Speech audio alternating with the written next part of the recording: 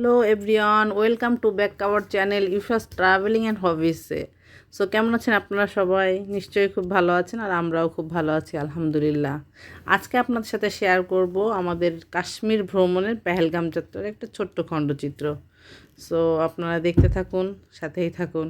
আজকে আমরা যখন পেহেলগাম যাচ্ছিলাম, তখন যাওয়ার পথে আমরা গাড়িতে বসে দুপাশের নয়নাভিরাম দৃশ্য ভীষণভাবে উপভোগ করছিলাম। আর সত্যি আল্লাহর কাছে শুকরিয়া আদায় করছিলাম যে দুনিয়ার বুকে সত্যিই যেন এক টুকরো জান্নাত।